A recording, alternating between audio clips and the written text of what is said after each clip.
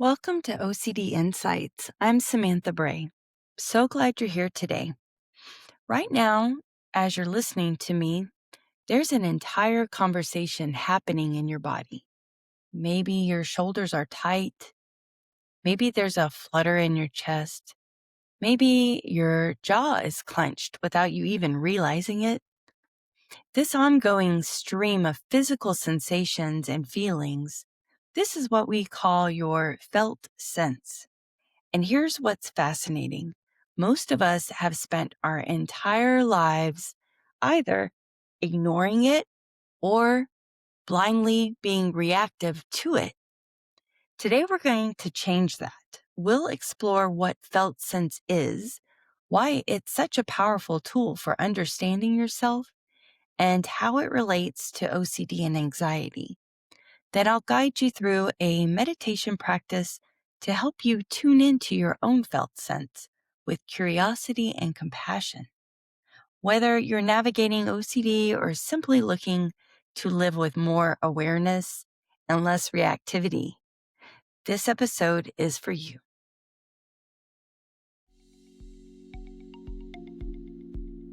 Welcome to OCD Insights, where we break down the complexities of OCD with compassion, clarity, and hope.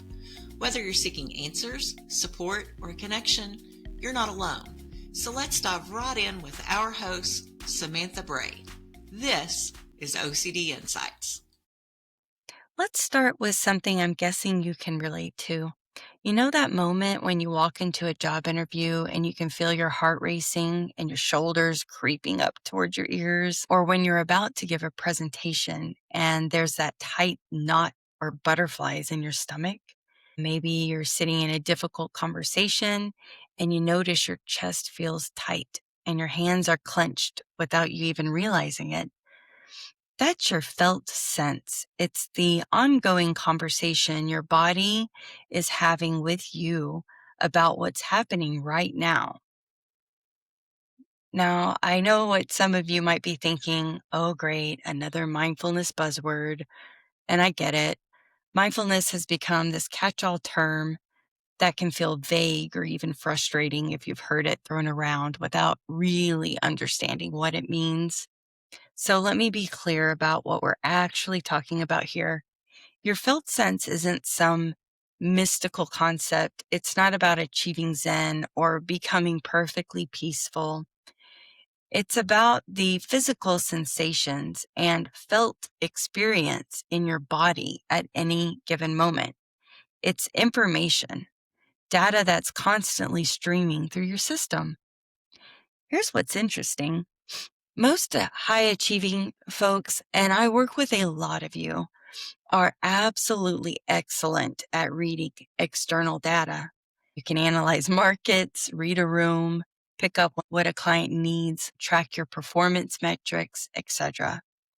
But there's this whole other layer of information constantly running in the background, and most of us have never learned to pay attention to it.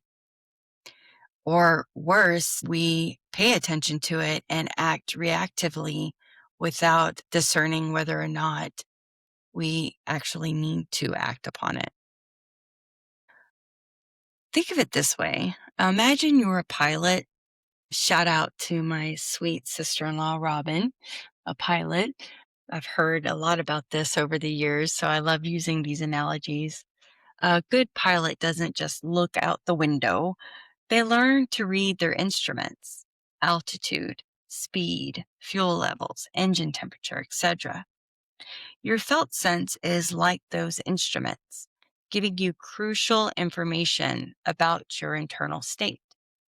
But unlike pilots, most of us have never been trained to read our own dashboard. So before I go any further, let me be really clear about what paying attention to felt senses is not. It's not about feeling calm or peaceful, not about getting rid of uncomfortable sensations. We're not going to be sitting cross-legged, chanting. It's definitely not overthinking or analyzing every little thing you feel. It's about having better information to work with. That's it. So, why does this matter? Why should you care about what's happening in your body? Because your felt sense is like an early warning system. It gives you information before your rational mind catches up. There's this great diagram in one of Dr. Barton Seiff's books about intrusive thoughts. And it shows how when the mind first experiences a trigger, either externally or internally, so an actual thing happening in your environment can be a trigger, or a thought, a memory can be a trigger. Well, as soon as the mind interprets that, you see that the signals go out in two different directions at the same time. But one path is a lot shorter than the second. The first path is where we translate these felt sensations and feel this in our body. The second path is a little bit longer, like a split second, but that is to our frontal cortex where we have the capability of rationally interpreting this information, where we can, use our ability to think of consequences and put things in context. So the first place that this trigger is interpreted lands in where we experience these felt senses. And because your felt sense is that early warning system, it gives you information before your rational mind catches up. Gut feeling when a business deal feels off, that's information. That sense that you're heading toward burnout before it shows up in your work quality, that's information. The instinct that tells you someone isn't trustworthy, even though you can't quite put your finger on why, that's your felt sense communicating valuable data. Think of it like your car's dashboard warning system. When that check engine light goes on, sometimes it means your engine is actually overheating and you need to pull over immediately. Or that racing heart before a big presentation. That's real data about a real situation that requires your attention and action. But here's where it gets interesting, especially if you're someone who struggles with OCD. Sometimes that same warning system can malfunction. With OCD, it's like having a hypersensitive security system that's been programmed incorrectly. Every time the wind blows and a branch against the window, the alarm goes off screaming, "Intruder, intruder." Your body responds with the same adrenaline rush, the same tight chest, the same racing heart you'd have during an actual break-in. But there's no intruder. It's just the wind and a branch. This is where understanding felt senses becomes absolutely crucial. Because OCD is essentially hijacking your felt sense system to make you believe there's danger where there isn't. You may wash your hands once, twice, and that third time, when you're about to walk away, OCD creates that physical sensation of contamination, that crawling feeling on your skin, or that sense of not right in your gut, and tells you it's proof that you're actually contaminated. Now, that's just one example. Same alarm, completely different situations requiring completely different responses. Learning about your felt sense serves two essential purposes, at least two. These are the two I want to talk about. First, it helps you regulate yourself when you're in a real situation that requires a real response. When that check engine light comes on because your engine is actually overheating, you need to recognize that and pull over. Or when you feel anxious before having a difficult conversation with your boss, that's appropriate information that helps you prepare and show up authentically. Second, and this is crucial for those of you with OCD, It helps you recognize when OCD is setting off false alarms. When you can observe your felt sense with some curiosity and space, you can start to ask, is this alarm telling me something I need to act on right now? Or is this my OCD trying to convince me there's danger where there isn't? You become a better technician of your own system, not to make the sensations go away. That's not the goal, but to make wiser choices about how to respond to them.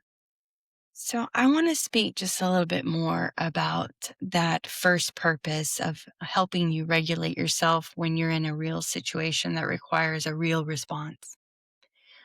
One way I see this as very helpful in helping someone regulate themselves and not be very reactive in their responses is sometimes you can ask yourself, is what I'm feeling actually my own energy and emotion?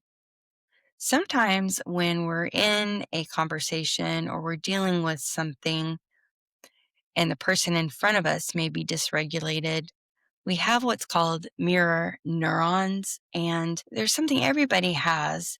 And so we subconsciously can start to mirror each other emotionally and behaviorally.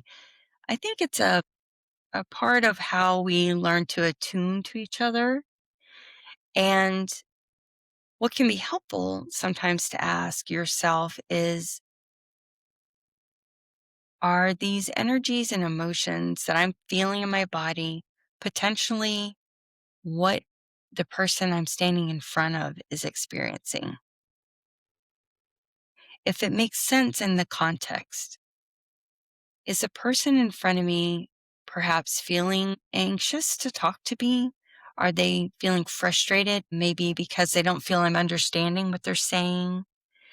And that gives me information if it might make sense, especially in my therapy sessions, if I'm feeling something in my body, tension, some anxiety brewing in my chest, flutters in my stomach. I wonder what might my client be experiencing right now. And it might inform me to take a pause, to breathe, to check in with them. How are you feeling? What's going on for you right now?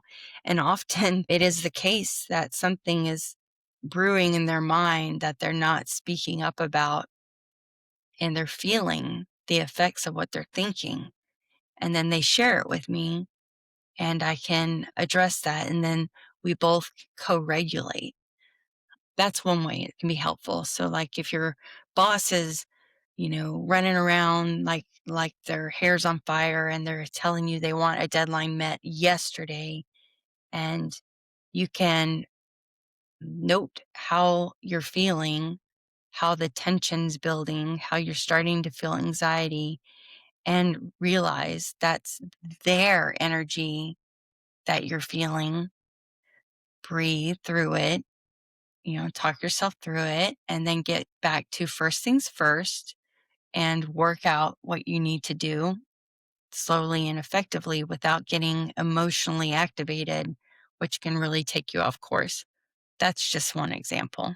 Another thing that happens when you might be feeling, you know, tension building, we often hold our breath for we're about to do something that is going to require us to pull from all our resources, like step on stage for a public speech. You can notice that there is a lot going on in the body gearing us up for this presentation. And when you notice that, what's happening is you're naming it. And that's great because sometimes we misinterpret all of those bells and whistles as there's a real threat. And it can kind of talk us out of wanting to do that public speech. But we can say to ourselves, this is normal, this is natural for this environment and this situation, to have a little bit of anxiety before stepping on stage is appropriate. There's nothing to do with this. Breathe through it, and then you go on out there. and you don't misinterpret it as a real threat, as a real tiger. So those are ways I think that it's helpful to check in with your sense, your felt sense throughout your day. Is it actually your energies and emotions you're feeling? Is it appropriate for the situation? But you could calm it down with a couple deep breaths. And then, of course, second, it's crucial for everyone with OCD because you want to recognize if it's an OCD false alarm. And if it is, if you're one of my clients, you know what I'm about to say. If it's in your theme or adjacent to your theme, we want to treat it like OCD. So that means you want to move forward alongside the anxiety, the fear, the tension you're feeling, and breathe through it, not avoid it or try to make the feelings and the sensations go away. Now, when your felt sense makes the fear feel unbearably real, how do you cope? So, I want to share coping strategies for those with OCD, okay? One of the most challenging aspects of OCD is that the felt sense can be so incredibly strong that the fear feels absolutely undeniably real.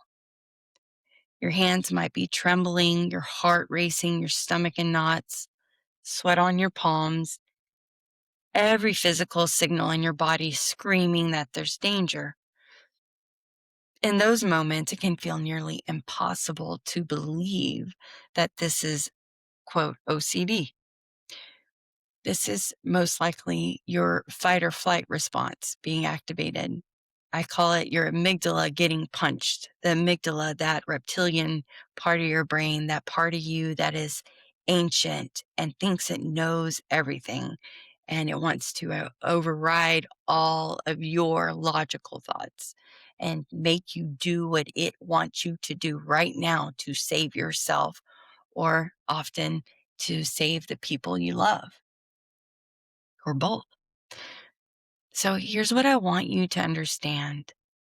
The intensity of the felt sense does not correlate with the reality of the threat.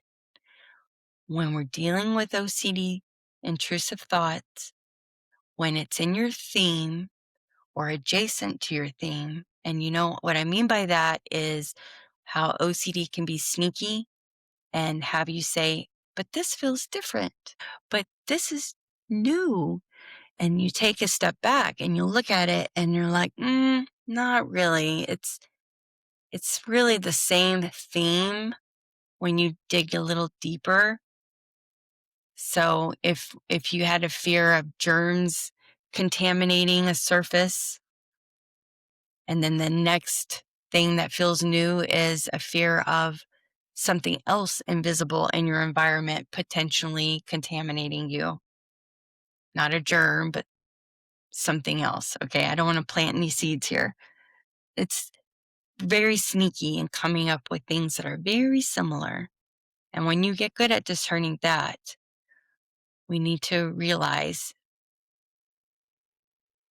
when the threat is in your theme and you're working on managing this OCD theme, this is the mountain that you're having to move.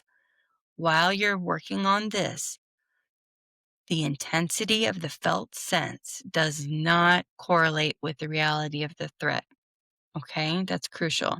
The fact that your body's having a massive reaction does not mean there's actually something dangerous happening in your external world. So, your question you ask yourself when you notice these intense felt sensations arise, pause and ask yourself, are these felt sensations related to the thoughts that are in or adjacent to my OCD themes? And you need to be very honest with yourself, okay?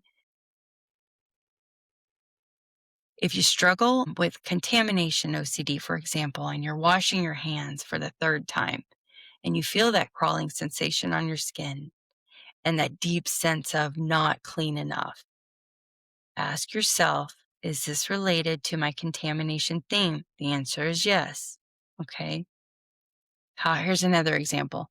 If you struggle with harm OCD and you have an intrusive thought about hurting someone, and suddenly your chest is tight and you feel yourself drawing your body in, keeping your arms and your hands close and maybe holding your breath, and you feel like a dangerous person trying to keep yourself contained, I want you to ask yourself, is this related to my harm theme? The answer is yes.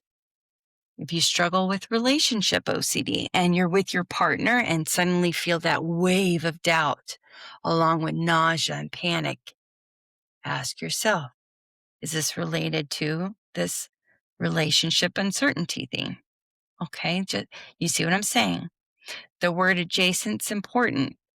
OCD is clever. It doesn't always show up in the exact same way every time. It often shifts slightly. Maybe the contamination fear, like I said, can jump from germs to chemicals, or the harm fears shift from a physical harm to emotional harm. Okay, those adjacent themes count. So when the answer is yes, these felt sensations are related to thoughts in or adjacent to your OCD theme, then we treat them like OCD. All right? And my clients know what I'm talking about here. If you're new to me or OCD Insights, I will have supplemental material to explain how to treat them like OCD. So for right now, this is where we're using that car dashboard analogy. This is where that analogy becomes your lifeline. Okay? Where you remember, sometimes that check engine light comes on because there's an actual engine emergency, but other times the problem isn't the engine at all. It's the sensor itself that's malfunctioning. That light is flashing, that alarm is blaring, but there's nothing wrong with the engine. When your felt sensations are connected to your OCD themes, the sensor is the problem, okay? Not your engine.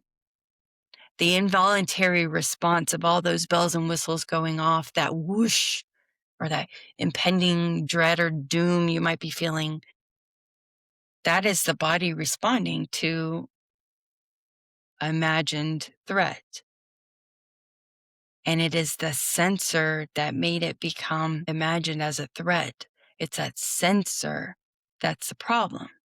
Your body is sending emergency signals. The alarm system's activated, but there's no actual emergency in the external world that requires your action. So in these overwhelming moments, here's what you can remind yourself, okay? This felt sense is real. Give it that, acknowledge that it's real, because what you resist persists, okay? So this felt sense is real. These sensations in my body are real. But this is my faulty alarm system, not an actual threat. This is a sensor malfunctioning, not an engine emergency. And some of you with prior OCD therapy, or if you're a therapist listening, you might say, hey, isn't that reassurance? Aren't we not supposed to reassure our clients or ourselves? And that is true. But I am not speaking to the content of the OCD thought. So this is different. You can do self-reassurance where you remind yourself of the larger picture, what's going on here, and practice metacognition, thinking about your thinking. We are now stepping out of the actual OCD themed thoughts. So we're not arguing that this item isn't contaminated and I'm safe. This isn't actually dirty. I'm okay. We're not saying anything like that that speaks directly to the actual content of the OCD thoughts, okay? So remind yourself this felt sense is real. These sensations in my body are real, but this is my faulty alarm system, not an actual threat. This is the sensor malfunctioning, not an emergency.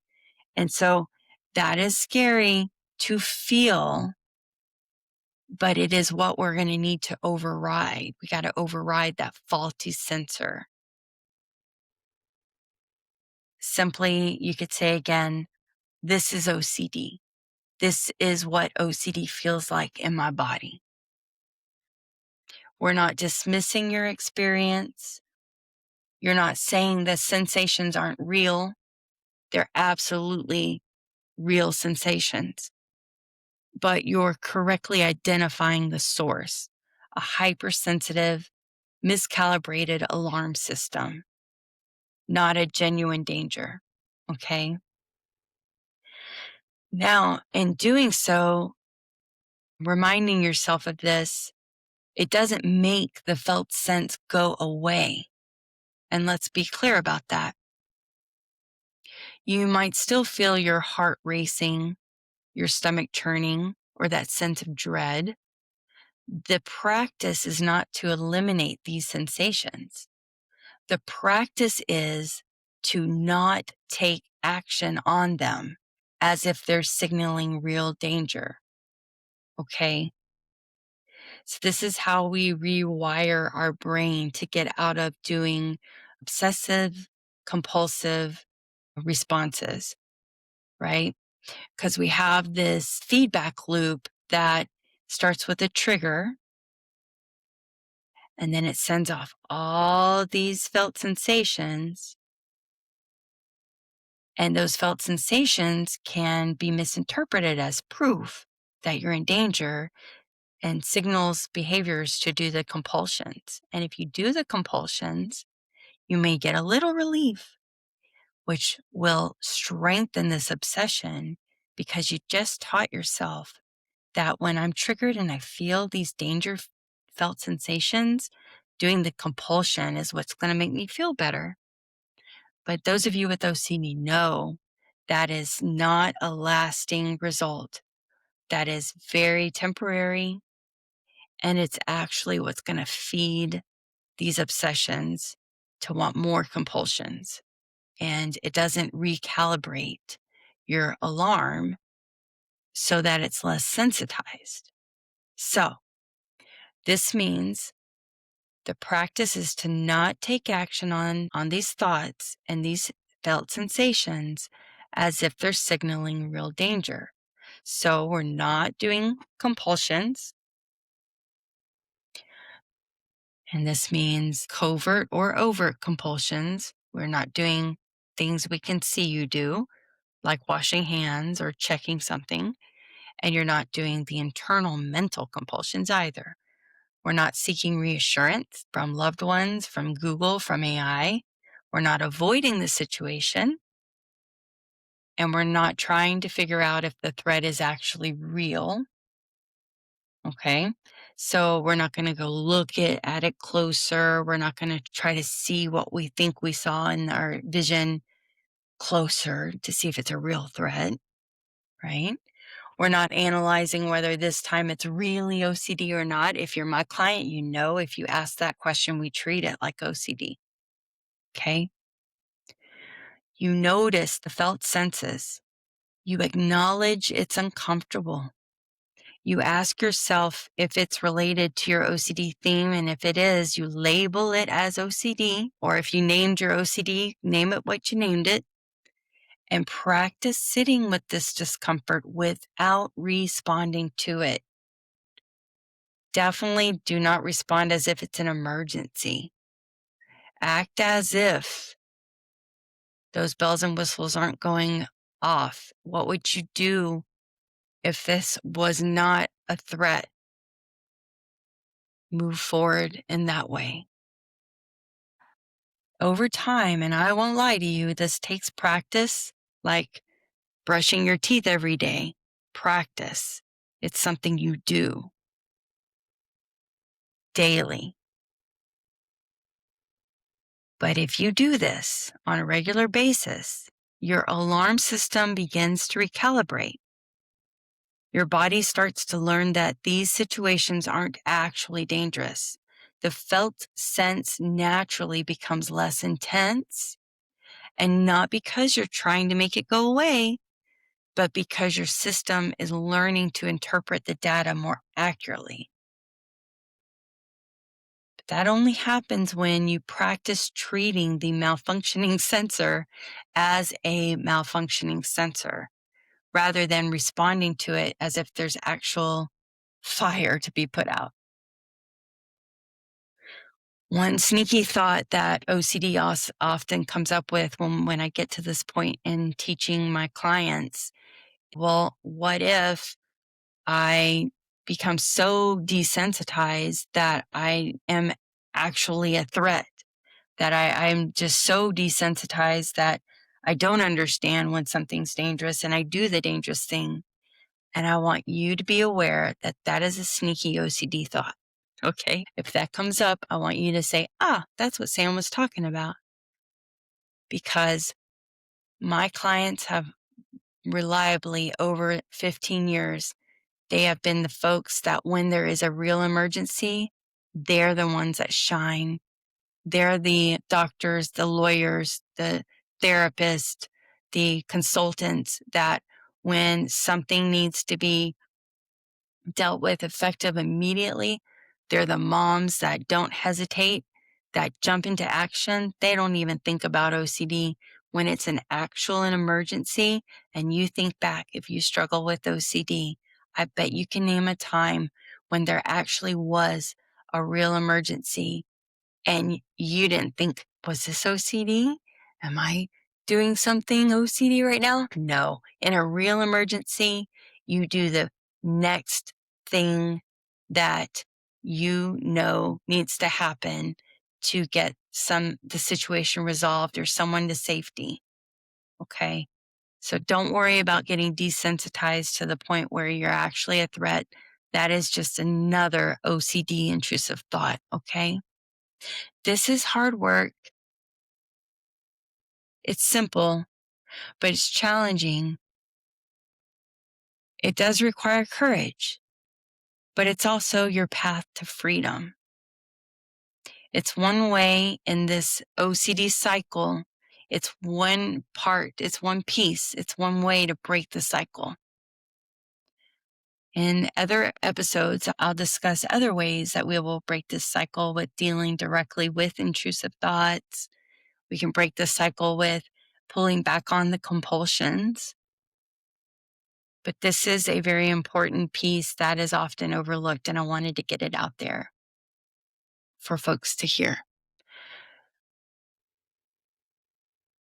Now that we've explored what felt sense is and how it shows up, both as useful information and as OCD's false alarm system, I want to give you a chance to actually experience it.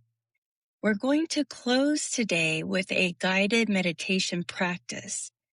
And this isn't about achieving a calm state or making anything go away.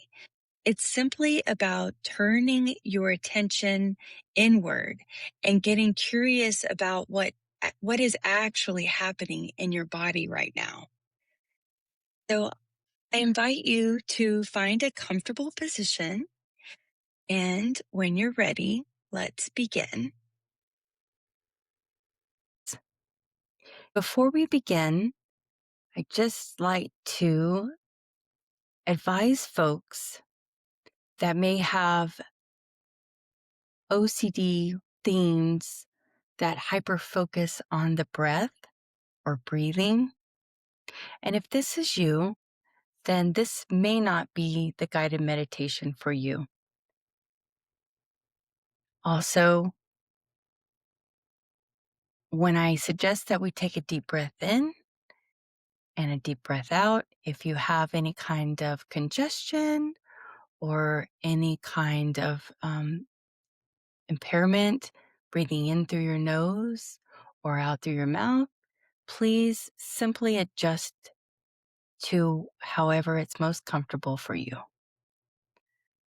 See, I believe you are the expert on your own body, and you are welcome to modify the guidance I'm giving in this meditation as you see appropriate.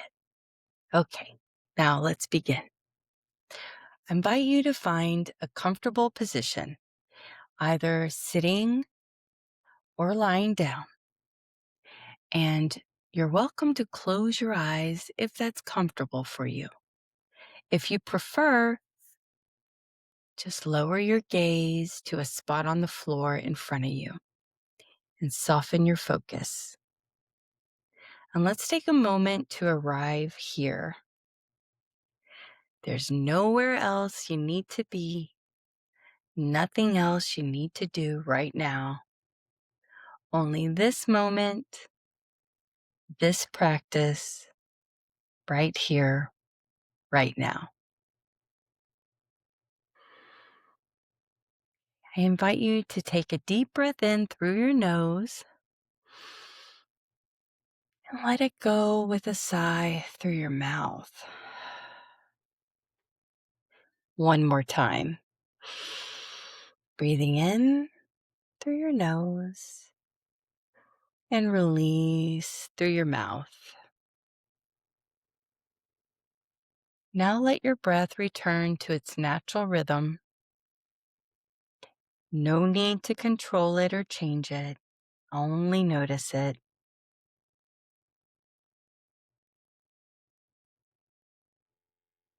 I invite you to bring your attention to your body.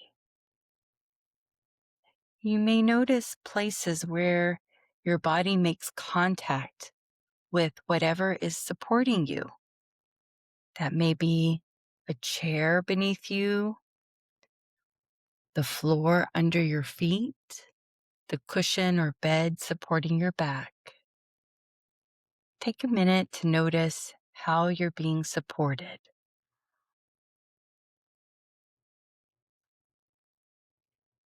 With a gentle curiosity, let's begin to scan through the body, starting at the top of your head. We're not looking for anything in particular. We're noticing what's here. So notice your forehead. Often we can hold tension there. Do you notice any tension or any smoothness or any temperature? There's no right or wrong answer, only noticing. Now I invite you to bring your awareness to your jaw. Do you notice any tension? You can soften that tension by putting your mind there and imagining it melting away. You can simply observe it. Both are perfectly fine. Now notice your shoulders. Perhaps they are lifted towards your ears, or maybe they're relaxed and dropped. Again, no need to change anything. We're just gathering information, like a scientist observing data.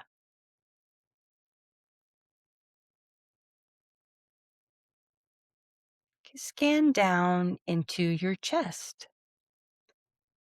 Often, this is where we feel emotions first. Not always, but often.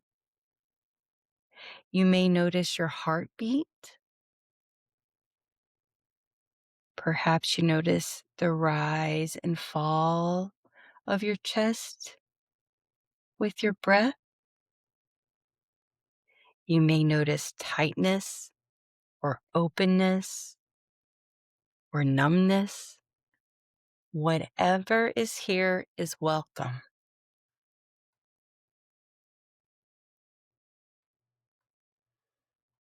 Perhaps you notice something uncomfortable, tension, tightness, an anxious flutter.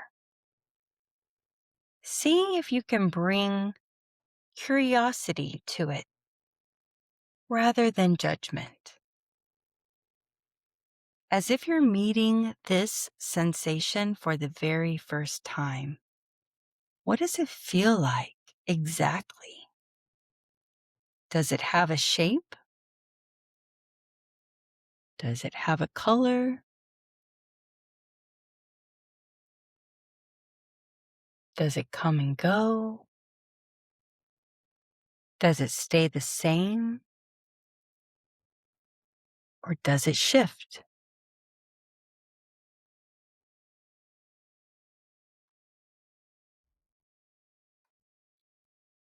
I invite you to move your attention down to your belly, noticing if it's soft or tight.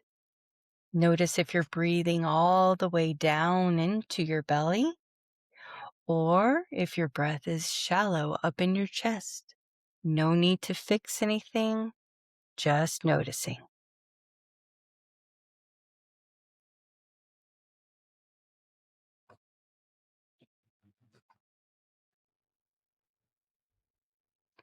Now bring awareness to your hands, your fingers. You may notice tingling or warmth or coolness. You may not notice anything in particular. Even that is information.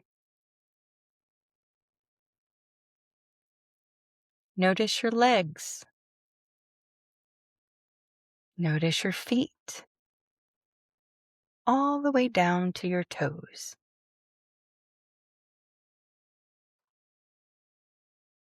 Now take a moment to sense your whole body at once.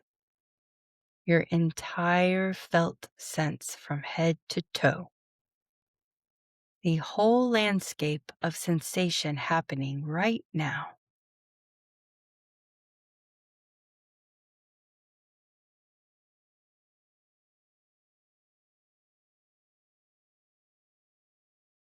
As you sit with your felt sense, you might notice that your mind wants to tell you stories about these sensations. Perhaps it's saying, this tightness means something is wrong. Or perhaps it's saying, I shouldn't feel this way. Or this feeling feels dangerous. See if you can notice these thoughts as thoughts, mental commentary, and come back to the direct experience of these sensations themselves. Under the story, what's actually here?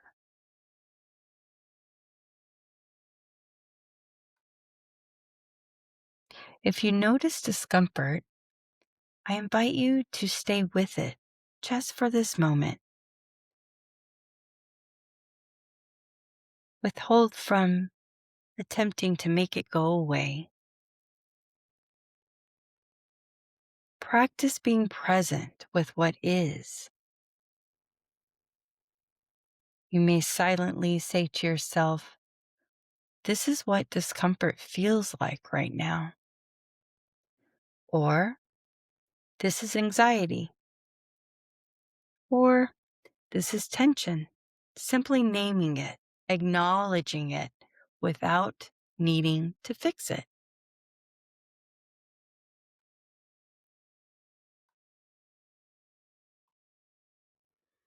And here's something important. These sensations, comfortable or uncomfortable, they are not facts about the world. They are sensations. That tight feeling in your chest doesn't always mean you're in danger. That knot in your stomach doesn't always mean something is wrong. These are physical experiences arising and passing in your body.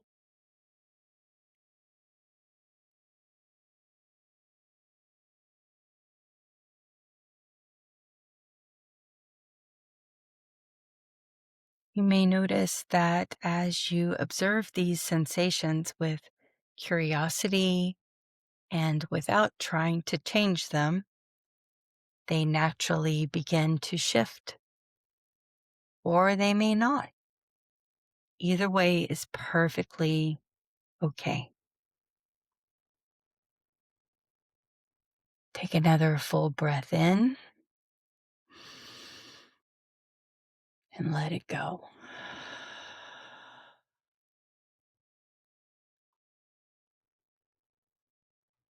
As we come towards the end of our practice, I invite you to take a moment to appreciate yourself for taking this time, for practicing the skill of awareness, of being present with your felt sense, even when it's uncomfortable.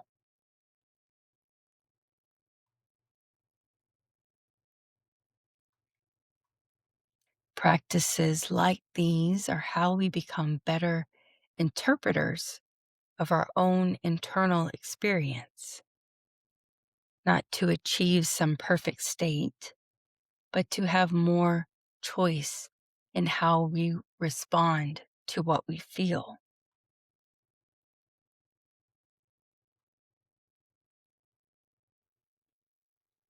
And when you're ready, you can begin to gently move your fingers and toes. Take your time, no rush.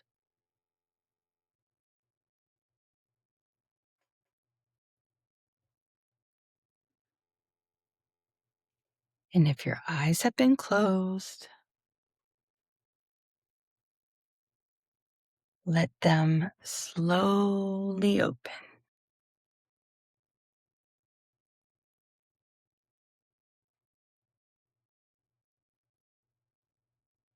Thank you for meditating with me today.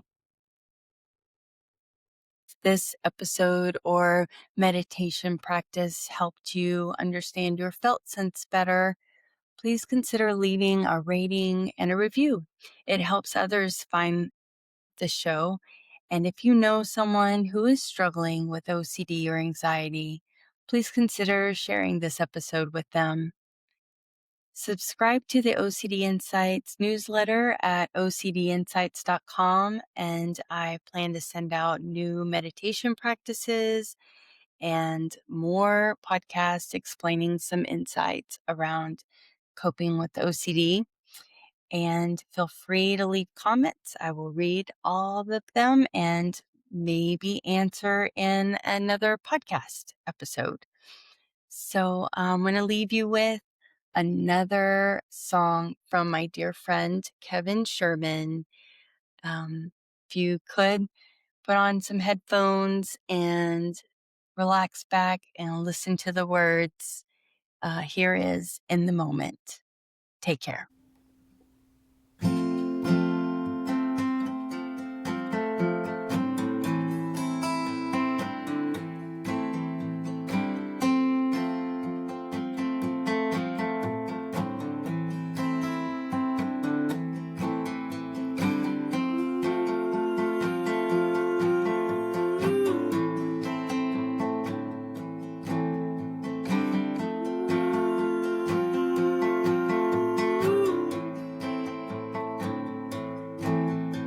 The deeper I get into the moon, the more I seem to hear and see. And so the deeper I get into the moment is where I find my true reality.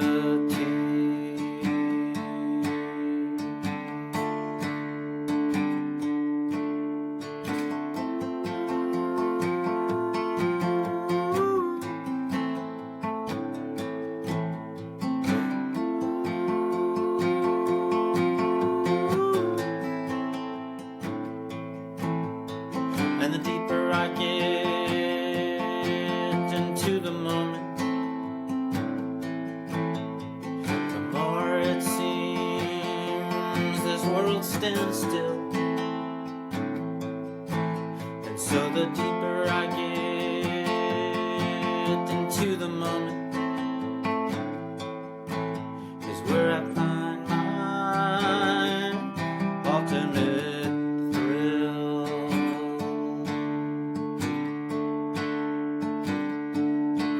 Well, I go deep down to analyze details of the moment. And when I go deep down, I get so mesmerized by every component. And when I go deeper down, I get to visit time's static opponent.